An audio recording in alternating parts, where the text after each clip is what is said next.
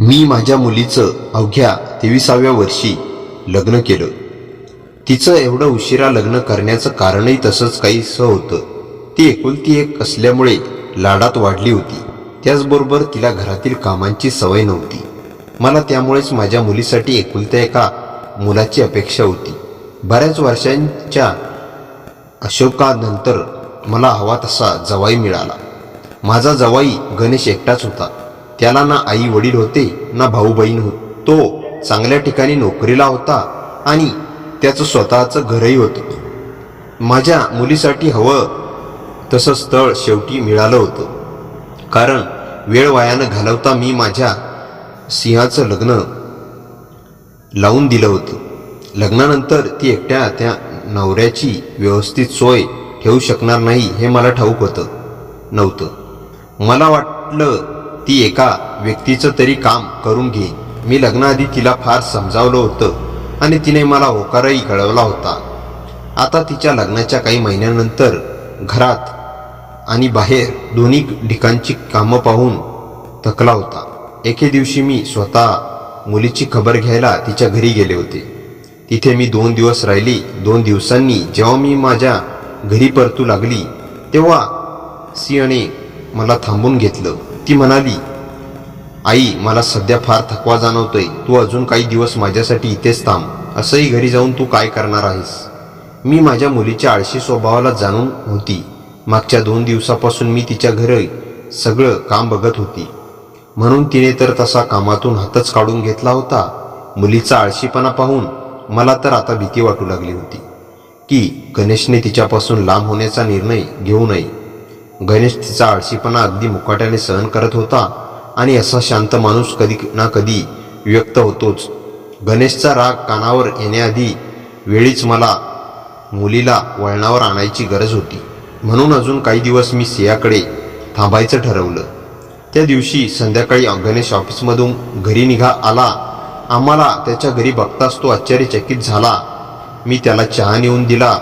तो म्हणाला, सासूबाई, तुम्ही आज सकाळी जाणार होता ना, मग अजूनही इथे कशाला? मी त्याला म्हणाले, माझे इथे राहणं तुम्हाला आवडलं नाही का? तो म्हणाला, नाही, तसं नाही. काल रात्रीच तुम्ही तुमच्या घरी जाण्याची घाई करत होतात. आता अशा अचानक थांबलात म्हणून मी तुम्हाला प्रश्न केला. पुढे तो म्हणाला, तुम्ही इथे थांबणार असाल तर मला आनंदच आहे. कारण 2 दिवसांपासून तुमच्या हाताचे चमचमीत पदार्थ मला खायला मिळत नाही. तर म्हणेन, लग्न झाल्यापासून आता कुठे मी पोटभर जेवतोय. गणेशचं बोलणं ऐकून माझं चांगलंच लक्षात आलं होतं की सिया तिच्या नवऱ्याची किती व्यवस्था ठेवत होती. मी त्याला म्हणाले, मी अजूनही काही दिवस तुमची काळजी घेण्यासाठी आणि सियाला घरातून अजून काही काम शिकण्यासाठी इथे थांबले आहे. तेव्हा गणेश म्हणाला, तुम्ही इथे कायमच्या राहायला तरी मला काही प्रॉब्लेम नाही. कारण तुम्ही घरात असाल तर सियाही तुमच्यासारखी होईल. गणेशला माझ्या त्याच्या घरी राहण्याचा कसलाही त्रास नव्हता. मी त्या दिवसापासून गणेशकडे राहू लागली. माझ्या मुलीचं लग्न झाल्यानंतर मी माझ्या नोकरीवरून रिटायरमेंट घेतली होती. कारण आता मी एकटीच होते, त्यामुळे मला जास्त पैशांची गरज होती. आता मला पेन्शन येतच होती आणि राहायला माझं स्वतःचं घरही होतं. त्यामुळे उगाच जास्त दगदग न करता मी आराम करायचा निर्णय घेतला होता. बघता बघता सियाकडे काही दिवस उलटले. मागच्या 2 दिवसांपासून गणेश रात्री हॉलमध्ये झोपत होता. गणेश आणि सियामध्ये काही वाद झाले असतील असं मला वाटू लागलं होतं. शेवटी न राहून 3ऱ्या दिवशी रात्री गणेशला हॉलमध्ये बघताच मी त्याच्याकडे गेले आणि त्याला हॉलमध्ये झोपण्याचं कारण विचारलं. तेव्हा काही न बोलता तो मला त्याच्या खोलीत घेऊन गेला. तिथे जाताच तो म्हणाला, सासूबाई, तुमची मुलगी किती गाढ झोपेत आहे हे तुम्ही बघतच असाल. आता कुठे आमच्या लग्नाला 5 महिने झाले, तोच याने 5 महिन्यांची 4 वर्ष केलेत. नवऱ्याला ही वेळ द्यायचा असतो हे तर तिला ठाऊकच नाही. तिला तिची झोप एवढी काय प्रिय आहे तेच मला समजत नाही. मला खरं सांगा, सियाचं हे पहिलंच लग्न आहे ना?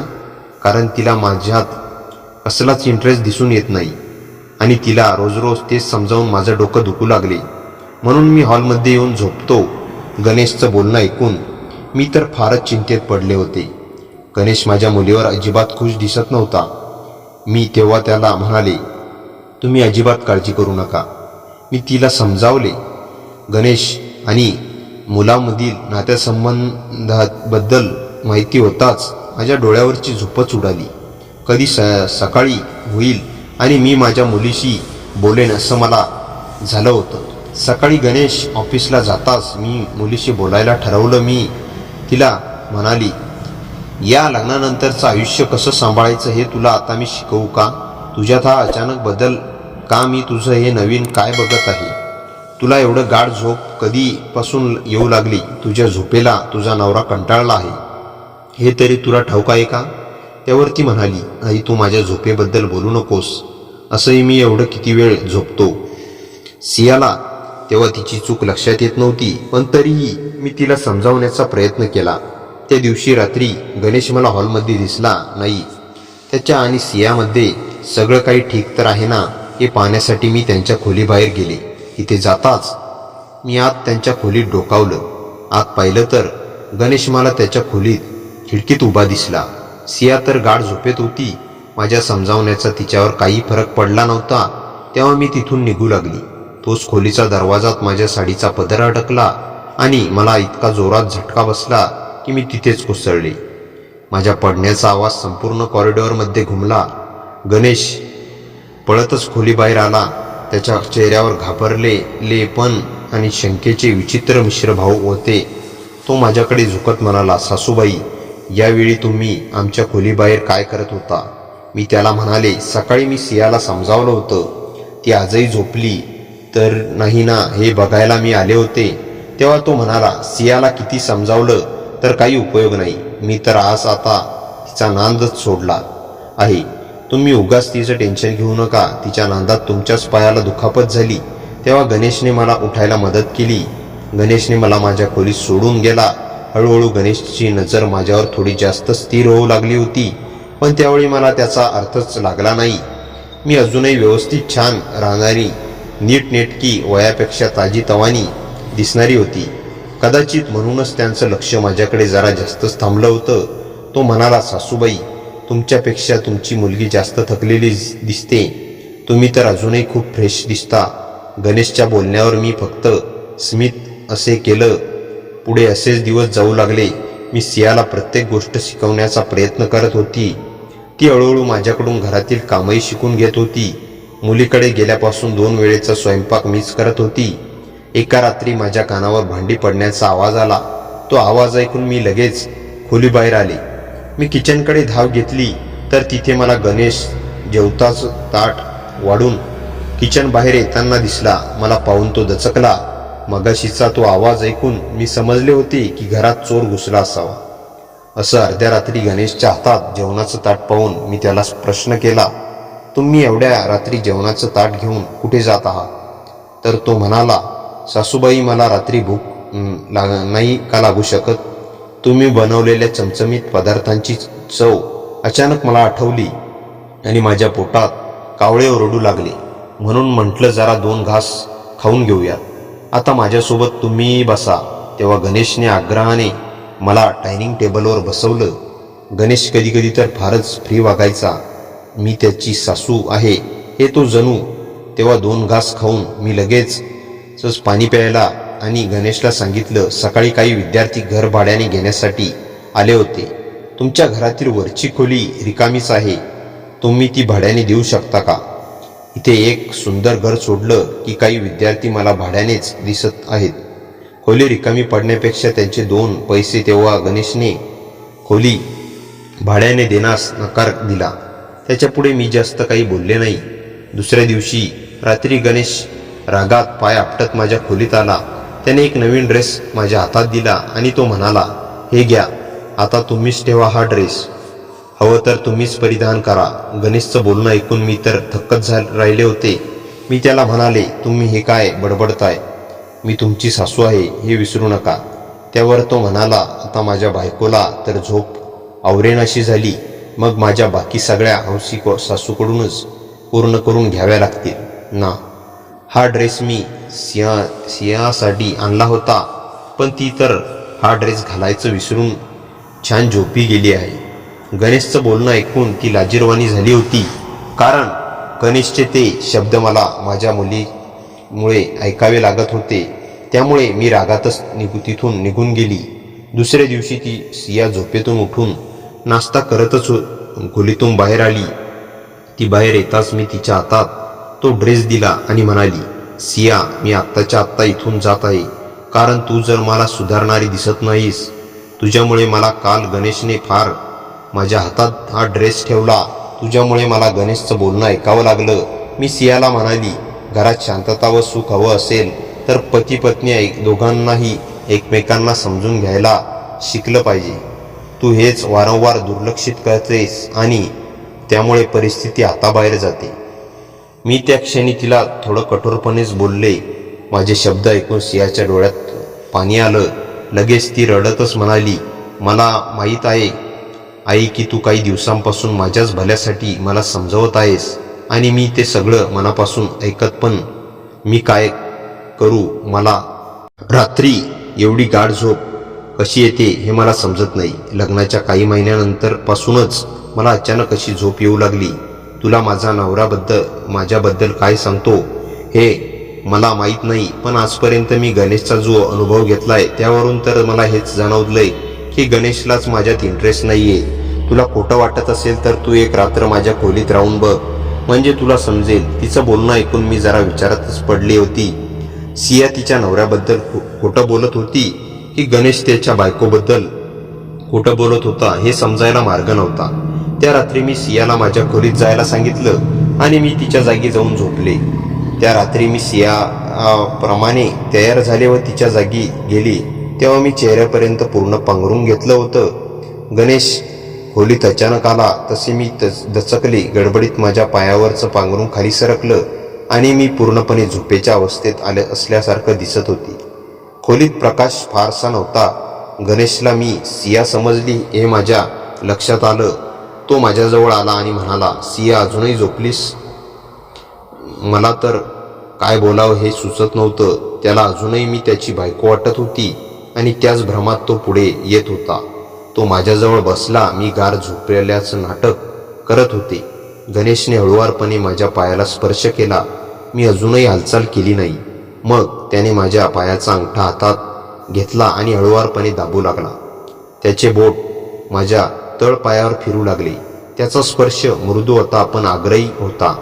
त्याने माझा पाय हळूच वर सरकवला आणि माझ्या गुडघ्यापर्यंत मायेचा स्पर्श केला. त्याचे हात माझ्या त्वचेवर फिरत होते. हा स्पर्श मला एक विचित्र सुकून धक्का देऊन गेला. हे असं कधीच घडलं नव्हतं. मी पांघरुणाखाली सुन्न झाले होते. त्याच्या स्पर्शाने माझ्या अंगात एक वेगळी सळसळ निर्माण झाली. तो माझ्या अगदी जवळ आला. त्याचा श्वास माझ्या केसात उमटू लागला. माझं हृदय जोरजोरात धडधडू लागलं. मला जाणवलं जर मी लगेच उठून स्पष्ट बोलले नाही तर परिस्थिती फारच बिघडू शकते. पण त्या क्षणी त्याच्या एवढ्याजवळ येऊन मी फ्राय झाले होते. त्याची उबदार नजर माझ्यावर खिळली होती आणि मी हे त्याच्याकडून पाहत होते. एक विचित्र आकर्षण होतं त्या क्षणी. पण तेवढ्यात पुन्हा त्या खोलीचा दरवाजा उघडण्याचा आवाज आला. त्या क्षणी मला एका मुलीचा आवाज स्पष्ट ऐकू आला. त्या आवाजाने गणेश एकदम थबकला.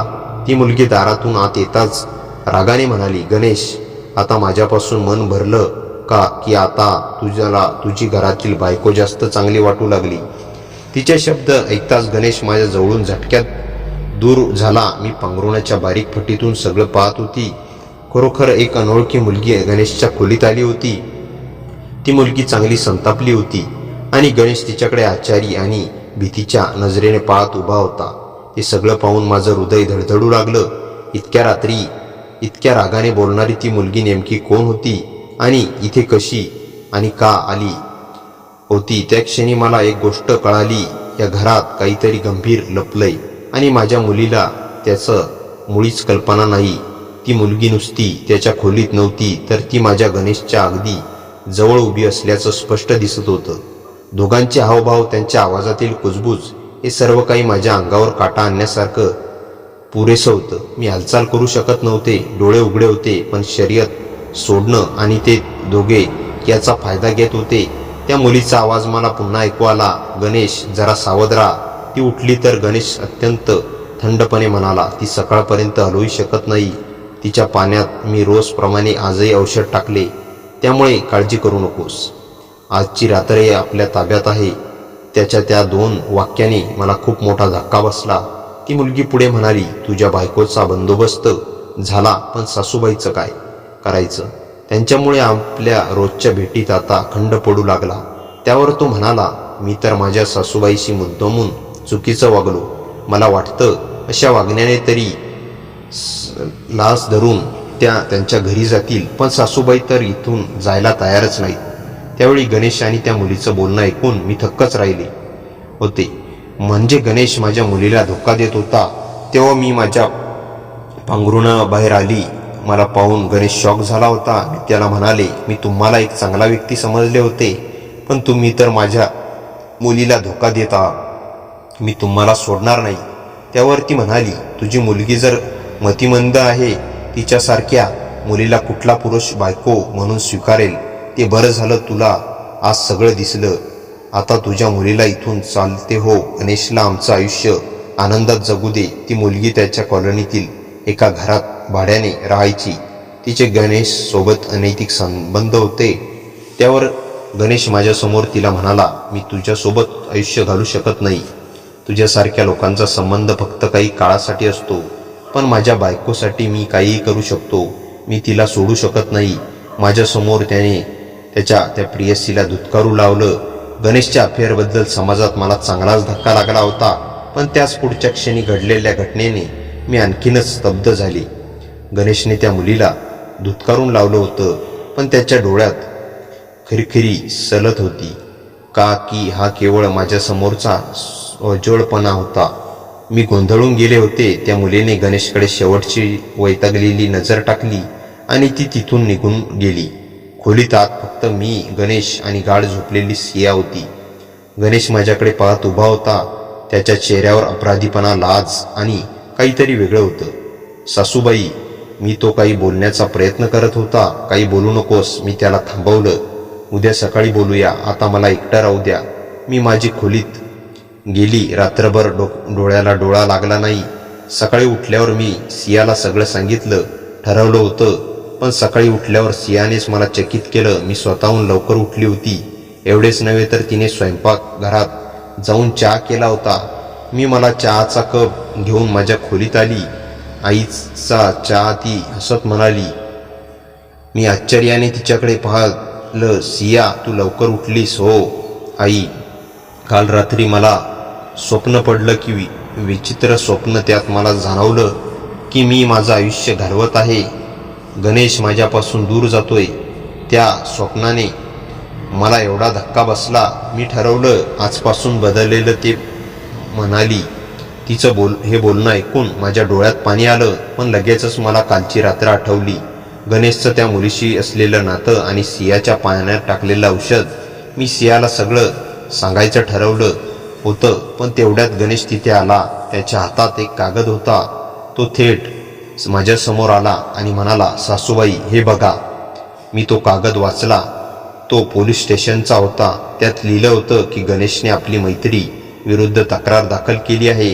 तिच्या नावे ब्लॅकमेलिंगचा गुन्हा दाखल केला होता. मी काल रात्रीच पोलिसांत फोन केला होता.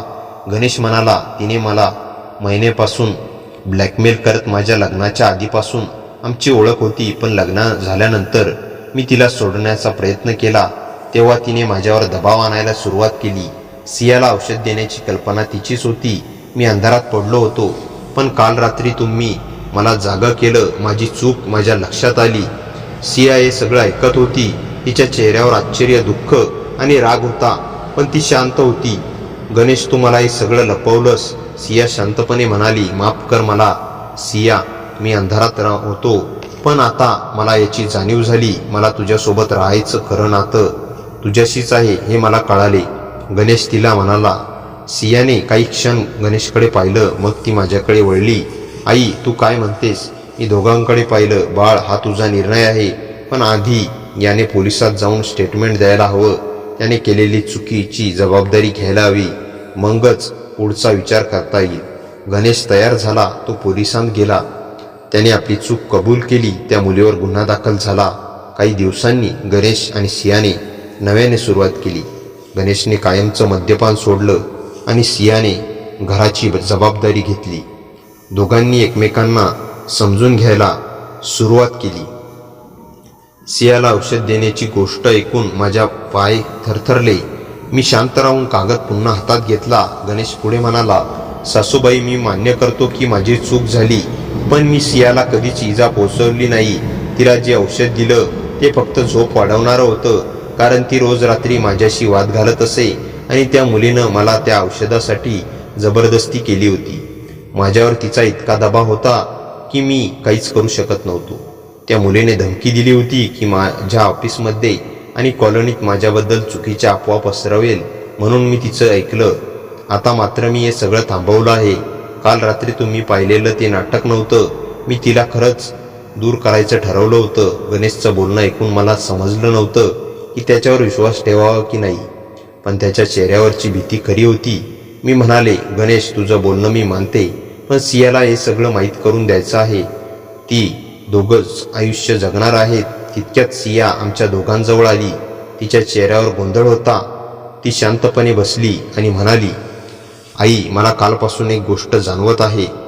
माझं शरीर विचित्र थकलेलं होतं. सकाळी मात्र मी वेगळे वाटते. काल तू माझ्या जागी झोपल्यावर मी पहिल्यांदा रात्री शांत झोपले होते. आता मला कळतंय की माझ्यावर काहीतरी चालू होतं. गणेश, तू मला औषध देत होतास. तिच्या आवाजात राग नव्हता, पण एक खोल दुखापत होती. गणेशने तिचे हात पकडण्याचा प्रयत्न केला, पण सियाने हात काढून घेतला. गणेश म्हणाला, सिया, मी चूक मान्य करतो, पण मी कधीच तुझं नुकसान करायचं नाही. सिया ओरडली, मग त्या मुलीला आपल्या घरात रात्री का आणलं? आपण पती पत्नी होतो तर तू तिच्याकडे का वळलास? त्या क्षणी गणेशने काही उत्तर दिलं नव्हतं. मी त्यांना शांत करत म्हणाले, दोघांनी थांबा. हे प्रकरण आता हाताबाहेर गेलं आहे. मी पोलिसांकडे जाईन आणि खरं काय ते शोधून काढेन. माझ्या या बोलण्यावर सियाच्या डोळ्यात दिलासा दिसला, पण गणेश मात्र आदरला. तो म्हणाला, नाही सासूबाई, तसं करू नका, कारण मी आता पूर्णपणे त्या मुलीपासून दूर झालो आहे. ती आता आपल्या घराजवळ पण येणार नाही. पण त्याची विनंती मी मानली नाही. मी म्हणाले, हे आता माझ्या मुलीच्या आयुष्याचा प्रश्न आहे. काय खरं काय खोटं हे सगळं एकदा स्पष्ट झालंच पाहिजे. त्या क्षणी अचानक मुख्य दरवाजावर प्रचंड मोठा आवाज झाला. आम्ही तिघेही दचकून बाहेर आलो तर तिचं मुलगी दाराजवळ उभी होती. डोळे लाल, केस विस्कटलेले आणि हातात एक छोटंसं बाटली घेऊन ती ओरडत म्हणाली, तुम्ही मला पोलिसांना दिलत? गणेश, तू माझ्याशी असं केलं? आता मी पण तुमचं घर शांत राहू देणार नाही. ती बाटली वर उचलली. मी ओरडले, सिया, मागे हो. मुलगी बाटली फोडणार एवढ्यातच दरवाजापाशी 2 पोलीस आले होते. त्यांना मी काल रात्रीच फोन लावला होता. ती तिच्या मागे होते. पोलिसांनी तिला पकडताच ती इसटली, ओरडली, पण तिला ओरडून घेऊन गेले. घरात पुन्हा शांतता झाली. सिया माझ्या कुशीत येऊन रडू लागली. गणेश मात्र कोपऱ्यात उभा राहून शांतपणे पाहत होता. त्याच्या डोळ्यात लाज आणि पश्चाताप दोन्ही होते. सिया गणेशकडे पाहत म्हणाली, मला तुझ्यावर पुन्हा विश्वास ठेवायला वेळ लागेल, पण आई असेल तोपर्यंत मी तुझ्यापासून दूर जाणार नाही. मी सियाच्या डोक्यावर हात ठेवला आणि म्हणाले, विश्वास तुटतो तेव्हा वेळ लागतो, पण जर सत्य आणि नाती खरं असतील तर सगळं परत बांधता येतं. गणेश खाली बघत म्हणाला, मी दोघांचाही विश्वास परत मिळवेन. ही माझी चूक होती, पण मी दुरुस्त करेन. पुढील काही दिवस घर शांत होत गेलं. त्या मुलीवर केस सुरू झाली. सिया हळूहळू सुधारत गेली. औषधाचं कारण संपल्यावर तिला झोपही नीट होऊ लागली. गणेश खरंच बदलला की नाही हे वेळच सांगेन, पण एक गोष्ट मात्र निश्चित होती, त्या रात्री जे उघड झालं त्याने माझ्या मुलीचं संसाराचं भविष्य वाचलं. त्या मुलीवर केस सुरू झाली आणि काही दिवसांनी पोलिसांनी तपासात अनेक गोष्टी उघड केल्या. तिने फक्त गणेशलाच नाही तर आधीच्या 2-3 ठिकाणी असंच मानसिक दबाव आणत ब्लॅकमेल करून पैसे उकळले होते. ती अनुभवी होती, पण यावेळी तिचं नशीब जोरावर नव्हतं, कारण गणेश आणि सियाच्या नात्यातील तणाव तिने ओळखून वापरायचा प्रयत्न केला होता. पण माझ्या वेळीच केलेली कृतीमुळे ती पकडली गेली. दरम्यान गणेश खरोखरच बदलत चालला होता. रोज वेळेवर ऑफिसला जाणं, सियाला वेळ देणं, घरातील सगळं कामात तिला हातभार लावणं, हे बदल स्पष्ट दिसत होते. पण तरीही माझ्या मनात एक प्रश्न सतत कुरतडत होता की तो खरंच बदलला आहे का, की फक्त घाबरून शांत बसला. हे मला वेळच सांगणार होतं. एक दिवस सकाळी सिया माझ्या खोलीत आली. तिचा चेहरा शांत होता. ती म्हणाली, आई मला वाटतं की आता मी गणेश आणि नव्याने सुरुवात करू शकतो. मी तिला विचारलं, खात्री आहे ना? भूतकाळ विसरणं सोपं नाही, ती हसली आणि म्हणाली, हो आई, भूतकाळ विसरणं नाही, पण त्यातून शिकणं गरजेचं आहे. तो आता खरंच प्रयत्न करत आहे. कदाचित हे सर्व घडलं नसतं तर आम्ही या गोष्टी कधीच बोललो नसतो. त्या दिवसापासून मी दोघांकडे शांत निरीक्षक म्हणून पाहत राहिले. गणेश जिथे जाईल तिथे सियाचं नाव, तिची काळजी आणि तिचा आदर दिसायला लागला. काही दिवसांनी कोर्टाचा निकाल आला. त्या मुलीला ब्लॅकमेलिंग, मानसिक छळ आणि गुन्हेगारी धमक्यांच्या आरोपाखाली शिक्षा ठोठावण्यात आली. सिया आणि गणेश कोर्टाबाहेर उभे होते. मी त्यांच्या मागेच होते. सियाने माझा हात धरत शांतपणे म्हणाली, आई, आज एक मोठं दगड मनावरून उतरल्यासारखं वाटतंय. गणेशनेही माझ्याकडे पाहत नम्रपणे म्हटलं, सासूबाई, तुम्ही नसता तर माझ्या लग्नसुद्धा आज वाचलं नसतं. मी दोघांकडे पाहत म्हणाले, हे फक्त लग्न वाचवण्याबद्दल नव्हतं, तर सत्याला सामोरं जाणं बद्दल होतं. चुकणं मानवी असतं, पण चूक कबूल करणं आणि सुधारण्याचा प्रयत्न करणं मोठेपणाचं असतं. त्या दिवसानंतर हळूहळू घरात पुन्हा हसू, शांतता आणि ऊब परतली. मी त्यांच्याकडे पाहताना मला वाटलं की संकट कधी कधी नाती तोडत नाहीत, उलट नाती आधीपेक्षा अधिक मजबूत करतात. काही महिन्यांनी सिया गरोदर असल्याची बातमी कळली आणि घरात आनंद पसरला. गणेश तिची अगदी लहान सहान काळजी घेत असे. तो पूर्वीचा गणेश राहिला नव्हता. मुलाच्या जन्माच्या दिवशी मी रुग्णालयात उभी होते. बाहेरून गणेश पळत आला आणि म्हणाला, सासूबाई, मुलगा झाला. सिया ठीक आहे. त्याचा आवाज आनंदाने कापत होता. मी डोळ्यात पाणी आणून म्हणाले, हीच खरी सुरुवात आहे. भूतकाळ आठवणींमध्ये राहील, पण भविष्य तुम्ही दोघे नव्याने घडवणार आहात. सिया बाळाला हातात घेऊन माझ्याकडे पाहत हसली.